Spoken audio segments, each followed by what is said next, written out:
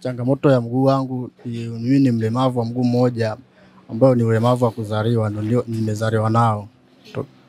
Ndio ulemavu niliozaliwa nao tokea mdogo mpaka hivi sasa. Huyu ni John Yusuf Muhammad, mkazi wa Kilosa mkoani Morogoro, lakini kwa sasa makazi yake yapo wilayani Gairo. John ambaye ana tatizo la ulemavu wa mguu ambapo anatujuza shida hiyo alizaliwa nayo. John aliondoka kwao Kilosa kuja wilayani Gairo katika harakati za kutafuta maisha, au kwa lugha ya wanazengo wanakuambia kusaka tonge. John anatujuza mengi. Karibu. Yes, karibu sana katika muendelezo wa ripoti kutoka Faza Media. Hii ni Faza Media, kama ilivyo kaida yetu, tupo hapa kwa ajili ya kukujuza taarifa mbalimbali ambazo zinakuwa zinatokea katika jamii yetu ambayo inatuzunguka. Hapa wilayani Gairo ambapo anapatikana ndugu yetu, tunaweza tukasema ambaye yeye ana tatizo la mguu, lakini mbali na tatizo hilo la mguu anajishughulisha na shughuli mbalimbali, lengo hasa ikiwa ni kupata kipato kwa ajili ya kuendesha maisha yake.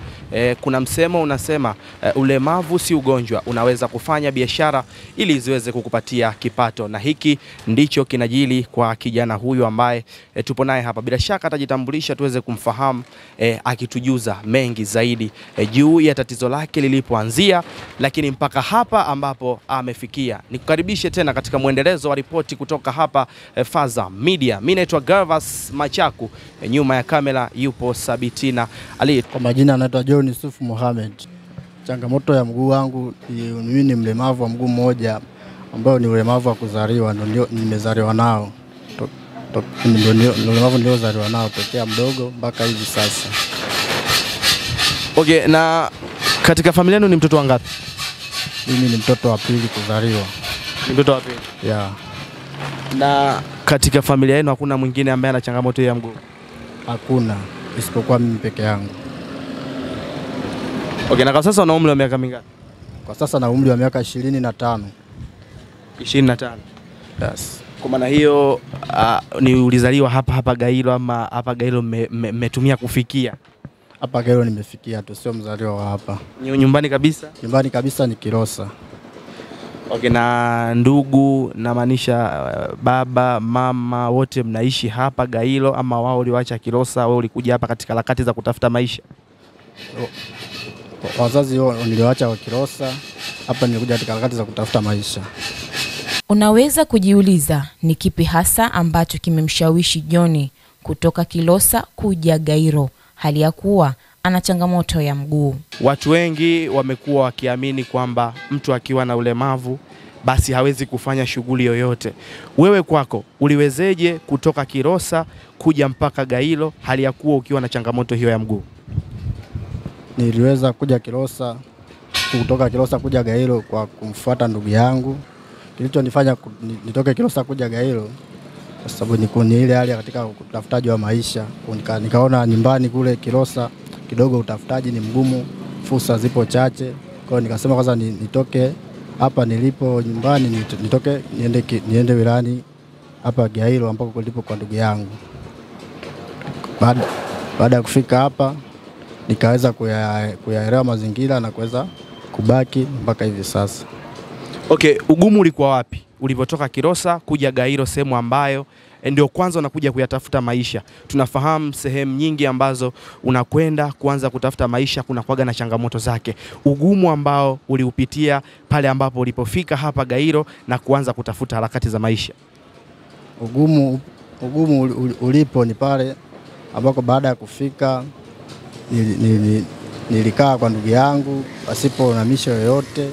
Nilikuwa na kila kitu nikitaji na nilikuwa namtegemea yeye, ila kutokana na pia kutokuwa na ulemavu sio kwamba ndo kushindwa kuweza kujimudu, yani kukaa tu pamoja sehemu moja pasipo kujiongeza na kitu chochote.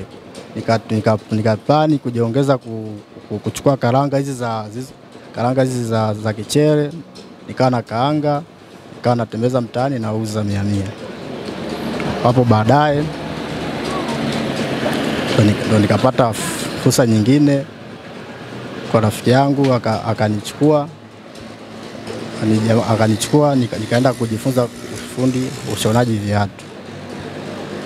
Okay, kwa maana hiyo wakati ulivyofika Gairo ulianza biashara ya kuuza karanga. Baada ya kuuza karanga au ulivyopata mtaji ukaingia kwenye viatu. Hii sasa kazi ya kushona viatu ulianza lini? Hii kazi ya kushona viatu nilianza mwaka 2020. Okay, na vipi mwitikio wa watu sasa? Pale ambapo wakitazama kazi ambayo unaifanya, mwitikio wao sasa katika kuhakikisha kwamba wanakupatia kazi ili uweze kupata kipato. Kwa kweli nashukuru Mungu, baada ya kujifunza hii fani na kuweza kuielewa na kuitambua, nikatamani kufungua ofisi yangu, nikafungua. Kwa kweli mwitikio nashukuru Mungu, kwa wateja napata,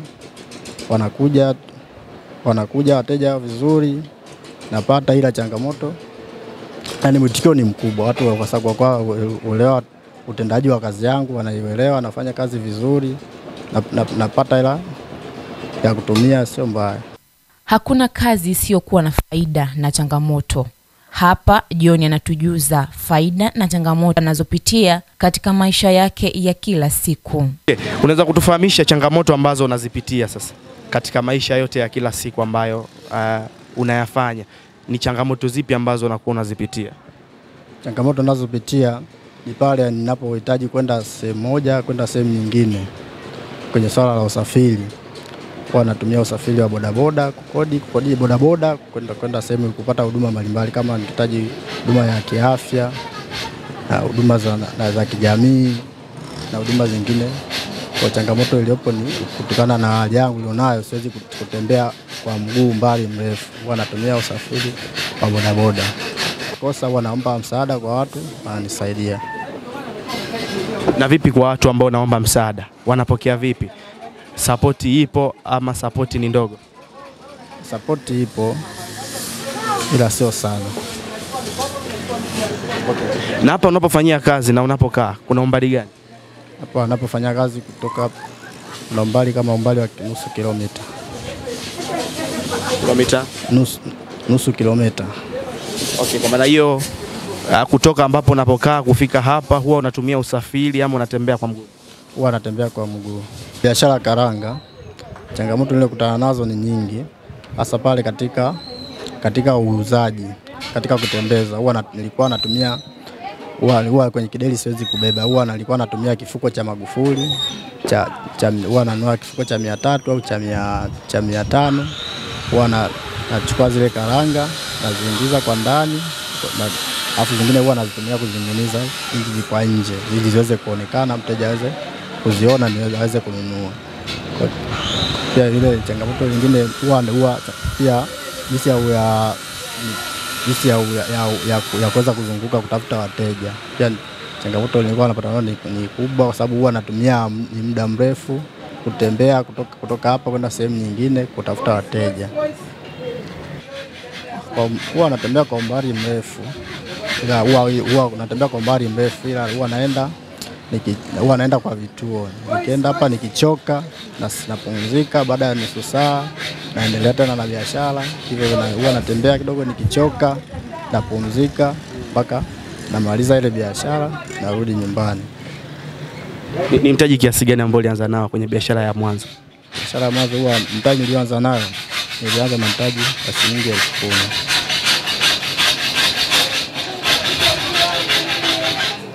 Mtaji wa shilingi 10,000. 10,000. Yeah. Na ulikuwa unauza karanga zinaisha? Ndio. Na zikiisha pale unakuwa unapata shilingi ngapi kwa maana ya faida? Faida nilikuwa napata sio kubwa sana, kidogo tu, ambayo ila ilikuwa inaweza kupata mahitaji madogo ya kuweza kujikimu katika maisha. Okay, sawa. Kwa faida anayekutazama na anapenda kufahamu, ukiachana na biashara, changamoto nyingine katika maisha sasa ya kawaida ambayo huwa unakumbana nazo na huenda labda kupitia changamoto hizo labda zinakuvunjaga sometimes moyo, ni changamoto zipi katika maisha ya kawaida? Changamoto ninazokutana nazo katika maisha pale ndipo kama changamoto ninazokutana nazo katika pale wakati za maisha ni pale ambapo unapohitaji kupata huduma fulani kutoka sehemu moja kwenda sehemu nyingine. Kutokana na hali yangu huwa na kwa mfano upate katika huduma ya maji, huwa natumia kuomba msaada kwa watu, wananisaidia kubeba ndoo zangu kwenda nazo pale nyumbani. Ama kweli hujafa hujaumbika, na kila lenye mwanzo halikosi kuwa na mwisho, na ndicho anachokiamini John katika utendaji wake wa kazi. Lakini anaomba kwa yoyote atakayeguswa basi amwezeshe mtaji ili aweze kufikia malengo yake. Mimi fani yangu baada ya kutoka kwenye biashara ya karanga, nikapata fani ya ujuzi wa ufundi ushonaji viatu. Ufundi ushonaji viatu ambayo kwa sasa ndio naendelea nayo, ila changamoto katika ufani yangu ya ufundi viatu ndio nao ni changamoto, ni sina mtaji. Mtaji ndio nao ni mdogo.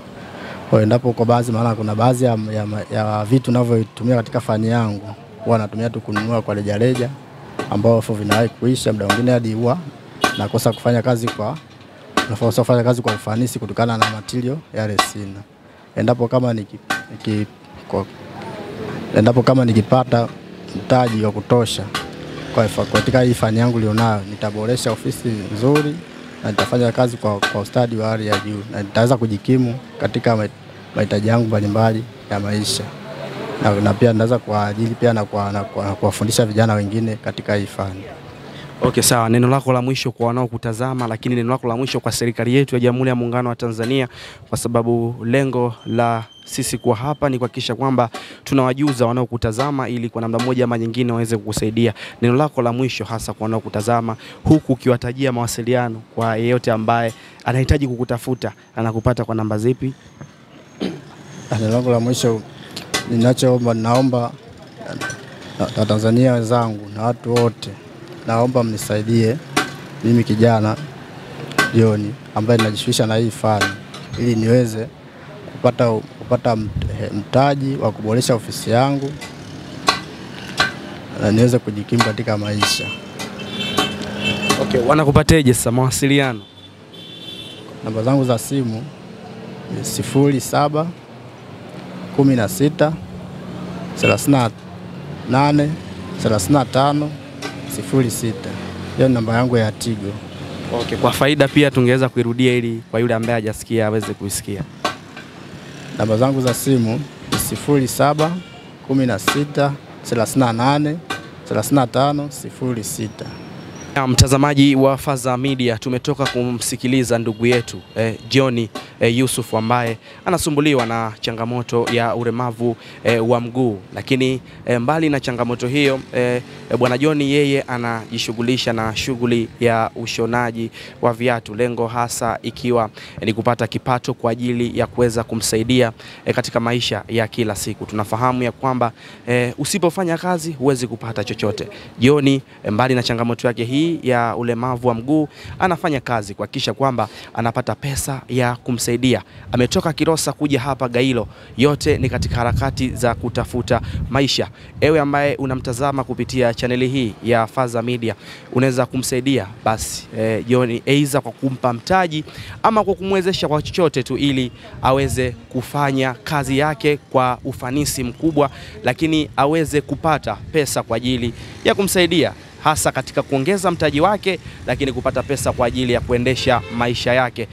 Anaonyesha nia ya kufanya kazi na ana nguvu za kufanya kazi, lakini changamoto ni mtaji, huku ukiangalia changamoto yake ya mguu. Hii ni ripoti kamili kutoka hapa Faza Media. Majina yangu naitwa Gervas Machaku, nyuma ya kamera yupo Sabitina Ali. Endelea kuifuatilia chaneli hii ili basi usiona pitwa na taarifa na habari zote ambazo tunakuwa tunaziachia. Lakini nakumbusha, ukihitaji kumsaidia ndugu yetu John Yusuf, namba hizo hapo tumeziweka chini ya TV yako, na zitazama, basi mtumie chochote kwa kadri unavyoweza kuguswa.